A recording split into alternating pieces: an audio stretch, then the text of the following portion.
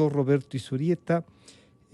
¿Cómo se observa el proceso desde fuera, ¿no? Desde el análisis político? Roberto, con su gran experiencia, no solo en asesorías de campañas en varios países de América, su permanente voz en redes internacionales. Bueno, ¿qué está observando Roberto Izurieta del Ecuador? Bienvenido, Roberto, buenos días. Muy buenos días, Francisco. Un gusto de estar en tu programa, uno de los vanguardias de la lucha democrática del Ecuador, con mucha admiración, con mucho respeto. El día de hoy el día de ayer se publicó un artículo para la página CNN en español, que tuve el gusto de compartir el artículo con José Hernández, donde hacemos un análisis de qué es lo que esperaríamos de esta elección. Como yo sostenía desde el principio, una ventaja del proceso electoral ecuatoriano, a pesar de la enorme incertidumbre que se produce por 16 candidatos, es que al menos hay 3 posiciones claras para la historia del Ecuador. Entonces esto ayuda y facilita a disminuir esta inestabilidad. Gran parte de la incertidumbre se da porque existen cifras en las encuestas sumamente dispares, lo cual debe ser explicado. Si bien es cierto, la pandemia produce efectos en la metodología para recaudar los datos, pero esa incertidumbre es enorme y sin lugar a dudas, la mayoría de la gente o gran parte de los votantes están decepcionados, que se expresan en un país con el voto obligatorio en el voto nulo y blanco.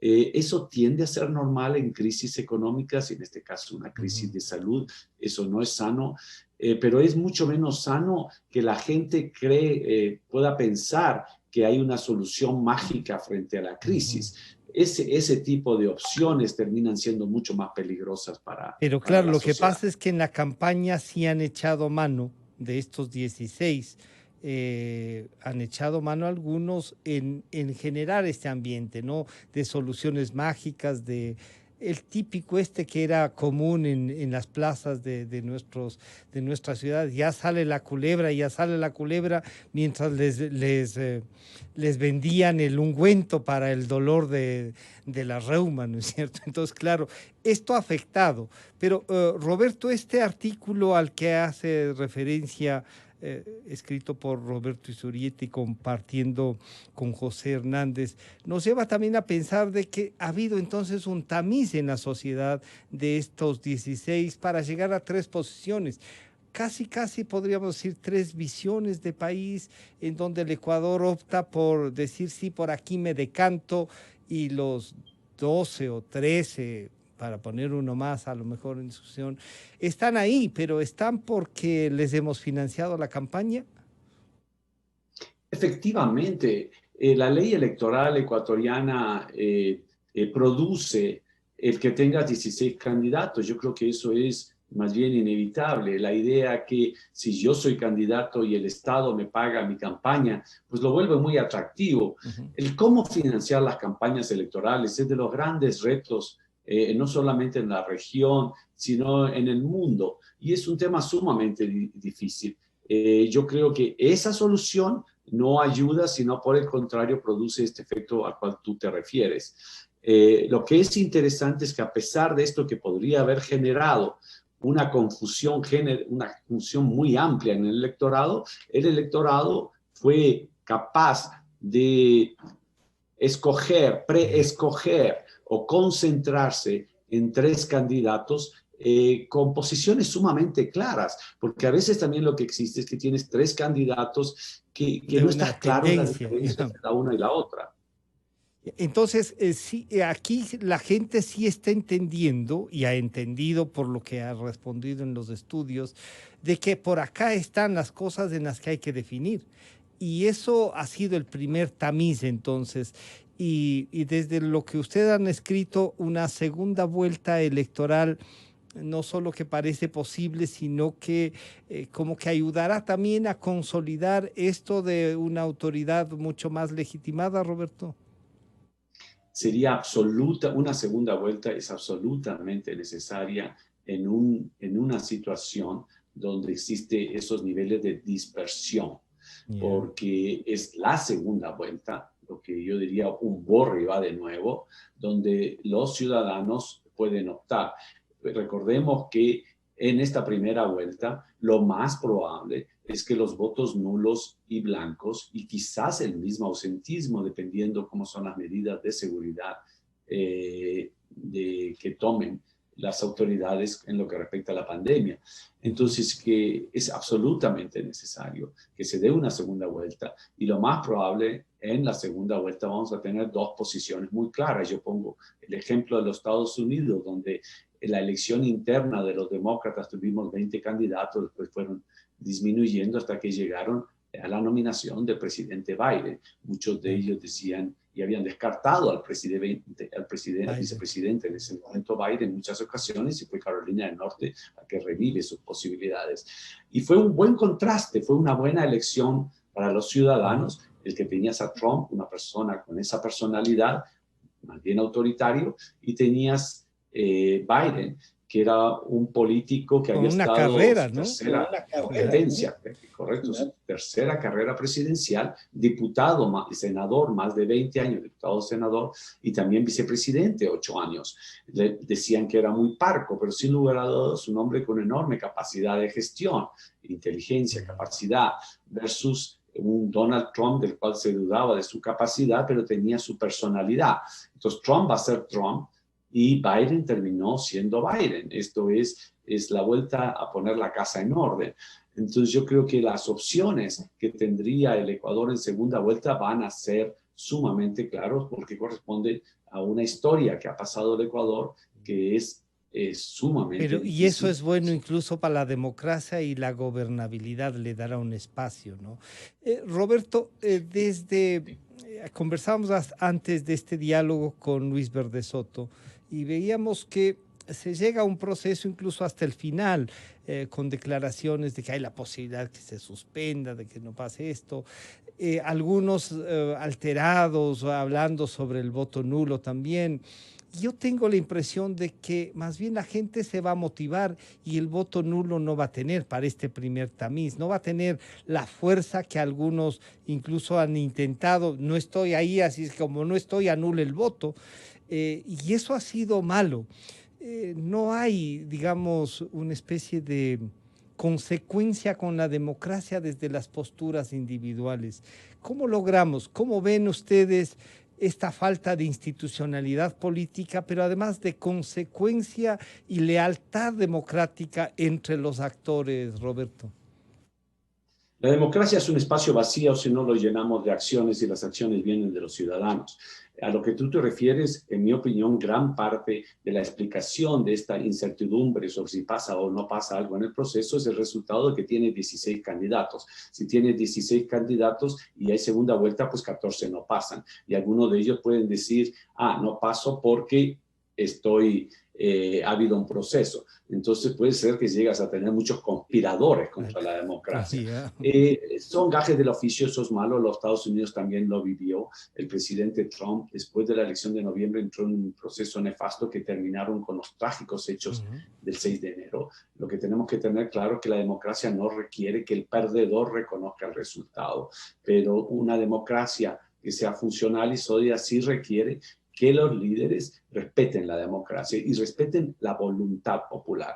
Eso es lo que tenemos que buscar y eso es lo que tenemos que trabajar todos, sobre todo radios como la tuya y tú, Francisco, que has luchado toda la vida por la democracia. Entonces somos el contrapeso de esas fuerzas. Si es que existiera cualquier clase de irregularidad, también nuestro rol es denunciarlo, pero saber distinguir lo uno o lo otro solamente viene con esa experiencia, esa madurez y esos principios y valores que tú y Radio Democracia han expresado a lo largo de todos los años, aún cuando eso era sujeto de persecución durante muchos años.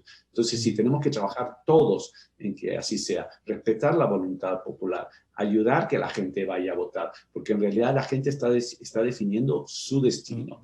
Si es que quiere un cambio, si es que quiere una vuelta al pasado, que la gente defina su voto como sea, pero el futuro del Ecuador está en las manos de los ecuatorianos. No es que estamos viendo el clima para ver si que va a haber una tormenta o se puede dar cualquier otra tragedia que son las que alteran las historias de los países. El futuro del Ecuador está en las manos de los ecuatorianos, los mismos que se expresarán este domingo en las urnas. El día de ayer, y muchísimas gracias por las expresiones para este medio, Roberto, el día de ayer nuestro director general Gonzalo Rosero volvió a los micrófonos y a hacer un exhorto a los ecuatorianos, con la confianza y con esa limpieza de criterio de un luchador como ha sido Gonzalo, para tener este medio como lo tiene y que aporta, como tú nos has dicho, y gracias por reconocerlo, a la democracia, no más. Somos una piedra en el zapato a veces, pero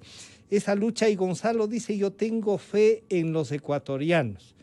Vamos juntos a resolver el tema.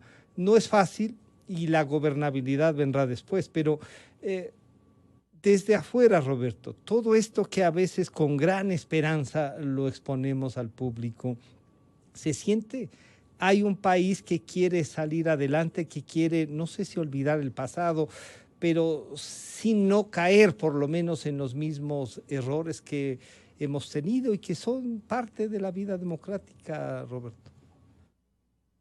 Yo espero que sí, estoy convencido que sí. Efectivamente, desde que era estudiante universitario, la voz de Gonzalo Rosero era y es una voz inspiradora, y después de haber pasado años donde existió no solamente persecución, sino que con la mano de la persecución venía esta actitud, yo diría, que es típica de mafias en las cuales o te persigo o te doy un buen contrato. Claro, sí. Entonces, es muy difícil uno cumplir su trabajo profesional en esas circunstancias. Entonces, Rosero, Radio Democracia siempre fueron un referente de principios y valores. Hicieron un trabajo periodístico y siguen haciendo un trabajo periodístico impresionante, muy útil para la democracia, porque como bien tú dices, Francisco, la democracia, en la medida que no lo llenamos de estas acciones, se convierte en algo vacío. Y en este momento la democracia va a llenarse de votos ciudadanos que, a pesar de todos los retos que tenemos de salud pública, de esperanza con respecto a la crisis económica, porque el país atraviesa una situación muy difícil, van a ir a las urnas a expresar su voto con prudencia, con cautela, manteniendo la distancia social. Entonces, sí, yo soy muy orgulloso de considerar a mi país. Roberto, que sí es tu país, aquí dejaste años, te formaste, y los ecuatorianos se sienten orgullosos cada vez que se te ve en alguna parte. Algunos deben decir, está asesorando a algún candidato en tal país, se te ve en toda América Latina. Los proyectos de democracia con los que trabaja la Universidad George Washington, donde tienes un programa, son de aquellos que fortalecen este pensamiento. Roberto, entonces, ¿podrías comparar lo que nos está pasando este rato a los ecuatorianos, lo que vamos a intentar resolver el domingo, con alguna otra elección de otro país en el que uno diga, así estaba el panorama y el Ecuador puede tener una salida por acá? Efectivamente, yo pienso que hay muchos países donde los cuales se puede comparar. En primer lugar, Perú va a tener más o menos 20 candidatos, pero Perú no creo que tenga la oportunidad que tiene el Ecuador de llegar a una presemifinal de 3 candidatos, en donde los 3 candidatos antes de la primera vuelta, más o menos se pueden concentrar el público después de entrar a una segunda vuelta. Asimismo, como decía, la elección de los Estados Unidos tiene ciertas similitudes, porque los personajes en los cuales estamos pensando en esta elección no van a cambiar. Yo decía, en el caso de los Estados Unidos, Trump va a ser Trump, y nadie que vote por Trump o su candidato, por decirlo así, puede confundirse de que en este periodo este líder que tanto conocemos va a ser distinto en esta ocasión. Entonces, eso es bueno, eso es sano. Quiero agradecerte mucho por esta invitación Estaremos y el domingo esperemos que, claro, el seguimiento y todo eso, lo que hay. Roberto, no, muchísimas gracias siempre por la apertura, por esta militancia de opinión pública, como suelo decir yo, y gracias por acompañarnos, Roberto. Muchísimas gracias, Francisco, muchas gracias a todo tu equipo de trabajo y a esa trayectoria tan grande que tiene Radio Democracia en el Ecuador. Muchísimas gracias. Ha estado con nosotros el analista internacional Roberto Izurieta. Luego de este corte volvemos. Estará con nosotros la doctora Ruth Hidalgo, directora de Participación Ciudadana, el doctor Medardo Leax, ex vicepresidente del Tribunal Supremo Electoral, y también estaremos tratando con ellos la importancia del voto, ¿no? Ya volvemos. Calidad. Innovación. Completamente democracia. Inicio de espacio promocional y publicitario. Si eres de los que ama estar en casa, pues con Banca Virtual Intermático puedes pagar tus impuestos prediales desde el lugar que más te guste de ella, cómodamente, sin tener que salir de casa. Difiere el pago